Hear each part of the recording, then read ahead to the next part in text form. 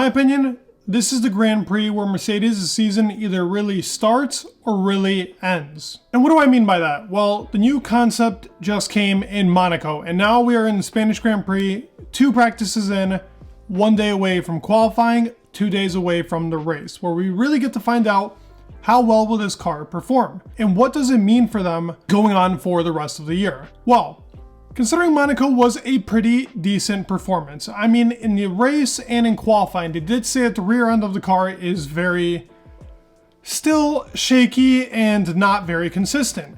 This new package is supposed to work on its balancing act and really getting the car to go lower down into the ground and perform a lot better. As we saw, they had a new floor that was exposed to the whole entire world. As Toto Wolff calls it, a practically Circus Olay moment with the guy being an employee that works there. I mean, it was a good joke. I liked it. The car is definitely a different one. It's definitely different in its whole entire aspect. So seeing as to how the Spanish Grand Prix will go, considering their history here, the reason why I decided to even talk about this is Lewis Hamilton has won in Spain numerous amounts of times.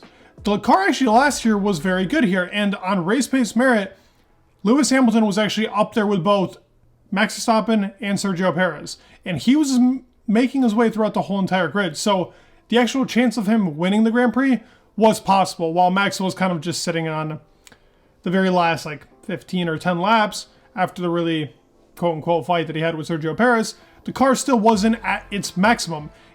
The actual W13 at that time was very good here, and any track that really the car was able to go as low as possible to the ground and really expose that floor effect, they performed really well. Now with a different concept, it will still be very important to see what they can really get out of this concept. In a track where testing is super important, where we've had multiple tests in multiple different years, where yet again, Lewis Hamilton has won numerous Grand Prix.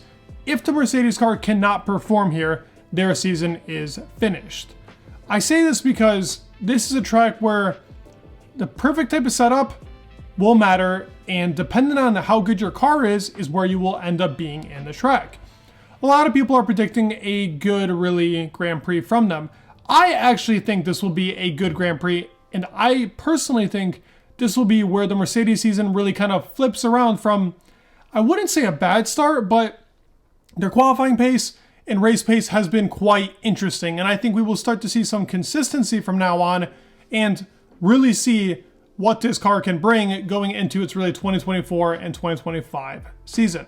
Lewis Hamilton even talks about the last couple of corners being something very exciting, very head-turning, but also good for their car. They said that the actual last chicane of last year did nothing for their cars, as the slow cornering and really going over those curbs wasn't good for their past cars due to how long the cars were and just really the driving styles that really Lewis and Valtteri at that time had, but now it's Lewis and George.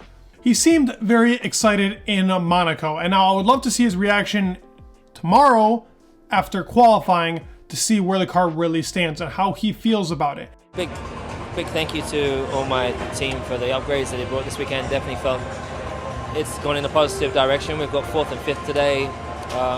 For Monaco, that's pretty awesome.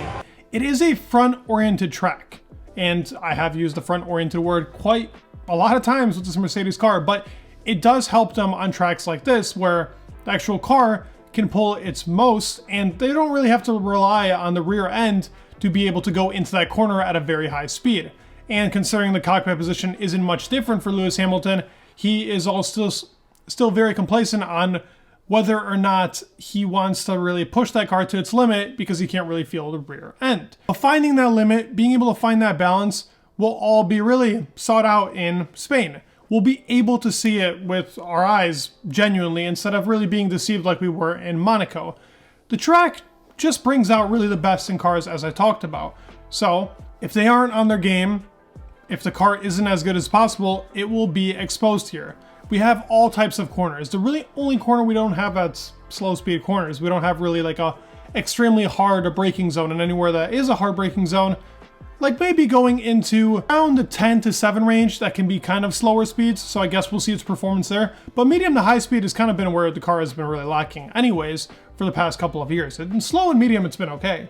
But during this ground floor effect era, we haven't really been able to extract and see the most out of it. George Russell has given his thoughts really on the car too, saying the car is still pretty wonky to drive.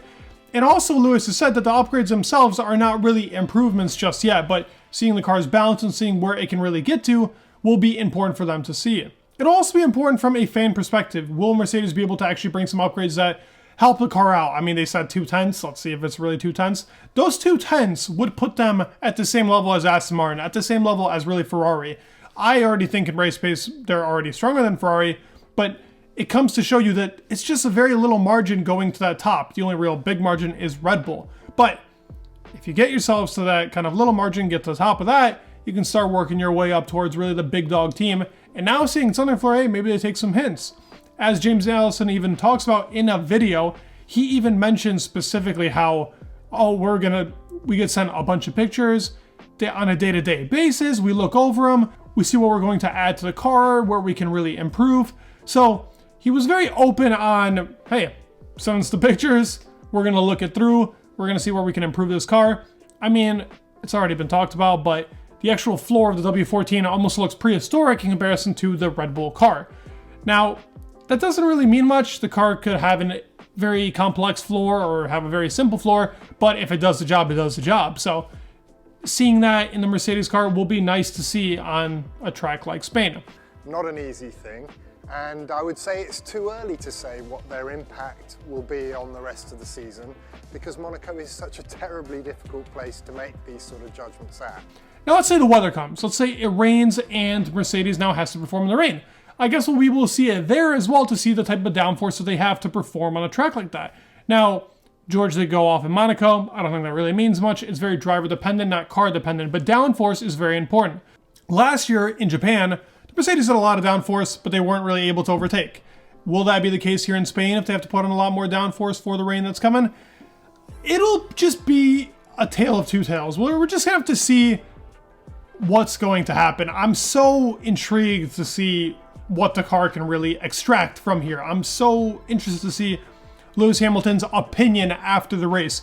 Will he be pissed off at Mercedes? Will he not really care about what's happening? Will he be happy? He was pretty happy after Monaco.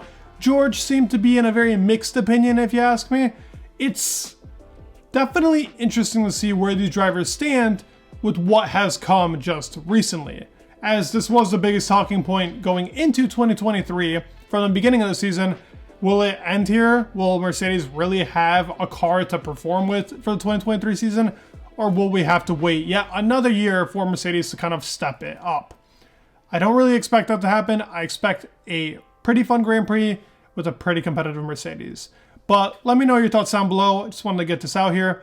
I want to hear what you guys actually think about the whole entire Mercedes situation and where they will stand in qualifying and in the race. I'm actually predicting a Lewis Hamilton podium by the end of it.